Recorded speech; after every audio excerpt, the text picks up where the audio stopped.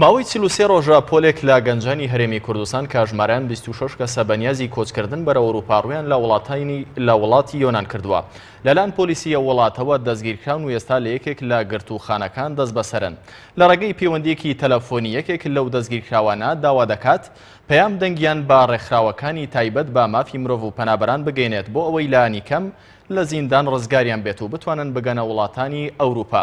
ئێستا لە ڕێگەی هەڵی تەلەفۆنەوە کۆسار سامان یەکێک لەو گەنجانەی کە دەستگیرکراون لەگەڵمانەکە. کۆسار سڵاو لێبێت و ئەم کاتت باش.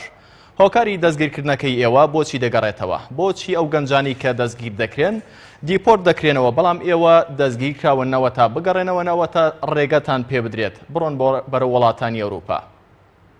ئێمە 25 ژیرین لە ئاوی یۆنانە دەبەرە ئیتالیا ڕۆژی کۆستگاردی ئەوروپی ئێمەی کرد. نزیکەی 43 ڕۆژە ئێمە سزنین و هەتا ئیستا مەسیری کەسمان دیار نییە. زۆر هەواڵماندا و قسەمان لەگەڵ فدراسیۆنی عێراق کردووە لێرە لەگەڵ کاگاری دەلال. زۆر فاسیەوە بینکە زۆر ماندوو بۆ پێوانە بەڵام زۆر ئەوان جان نەداوەتەوە. زۆر باشە، ئێوە ژمارەتان چەند کەسەوە بە زۆری خەڵکی کامێک لە پارێزگاکانی هەرێمی کوردستانن؟ 26 نەفەرین، خەڵکی چەمچەماڵی پیاە و خەڵکی دەربەنیخان و سلێمانی و شارەسوودی و زۆربەی خەڵکەکانی خەڵکی گەرمیان و خەڵکی لای کەرکووکەوەی بەڵام زیاتر. زۆر باشە کاک کۆسار، بۆچی لێسەدا لە گرتوخانەن؟ ئایا خۆتان ڕادستی پۆلیس کردووە یاخود ئێوە لە ڕێگادا دەستگیر کراون؟ ئێمە لە ڕێگای تەقریبی 2 ڕۆژ یەخسەکەمان کورد بوو ئاومان لێ دەکرد بە سەسڵ هەتاوەکم هێزی نادۆ گرتمانی لە مردن ئێمەی ڕزگار کرد بەڵام کە ڕزگارمانی کرد ئێمەی هاوردۆ بۆ سزنێن. ئەوە 43 ڕۆژەیت بە ئێمە ناوترێت. ئەم سزنا 1800 نەفەری تایە 26 کەس کوردی تایە، کەسی تر کورد نییە، هەمووی ئەفغانی و پاکستانی و ئێرانیە.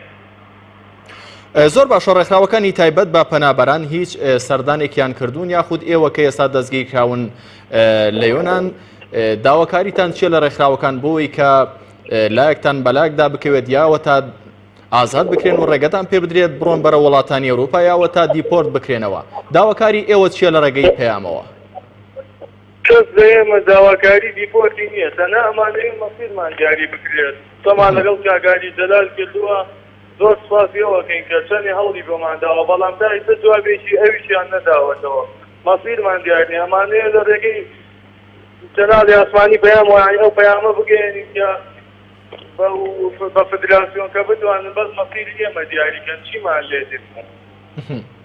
زۆر باشە کاک کۆسار، جیا لەوەی کە ئێستا ئێوە دەستگیرکراون بەپێی ئەو ڕەوشەی کە ئێستا بەشێکی زۆر لە گەنجانی هەرێمی کوردستان دوای ئەوە کە ئێوە ڕۆیشتون ئەوانیش بە زۆرێک لە زۆرەکان دانەوێت بگەن بە وڵاتانی ئەوروپا، لە ئێستادا ئەم ڕێگایە چۆنە؟ مەترسی چۆنە؟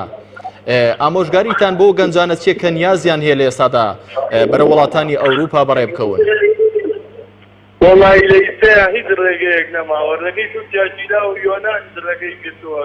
دوێنێ پێرێ 250 نەفەر بە زۆر دیپۆرت کراونەتەوە بۆ تورکیا. لە تورکیا کەس نەکرێن نزیکەی 2 هەفتەن دوای ئەوە دیپۆرت دەکرێنەوە بۆ عێراق. لە ماوەی پێشەوە 70 نەفەری تری دیپۆرت کرایەوە لە تورکیاوە بۆ عێراق. زۆر باشە، چارەنووسی ئێوە بەکوێ دەگات؟ زانیاریەکانی ئێوە کە بەرپرسانی وڵاتە بە ئێوەی دەڵێن بەپێی زانیاریەکانتان کەی ئێوە ئازاد دەکرێن و بۆەوەی کە ئەو ئامانجەی هەتانە بگەن بە وڵاتانی ئەوروپا بەڕێ بکەون؟ 43 ڕۆژە ئێمە چاوەڕێی ئەوەمانە کەتان ڕزممان دیاری بکرێت، هەر ئەم بۆ بەیانیمان پێکرێت. شوێنەکەشمان زۆر ناڕەحەتە، زۆر بەمان تووشی نەخۆشی بووینە. 4 ڕۆژ 5 ڕۆژ داوای دکتۆرەکەی دکتۆر نایە بەلاتەوە، حەقیان نییە بەسەرتەوە هەر شتێکت لێبێ لێرە. زۆربەی شەوان خەومان لێ ناکەوێت لەبەر حەساسێت و نەخۆشی پێت. بەڵێ کۆسار سامان یەکێک لەو گەنجانەی کە دەستگیرکراون لە وڵاتی یۆنان ڕاستەوخۆ لە ڕێگەی پەیوەندی تەلەفۆنیەوە لەگەڵمان بووی. سپاس بۆ زانیاریەکانت.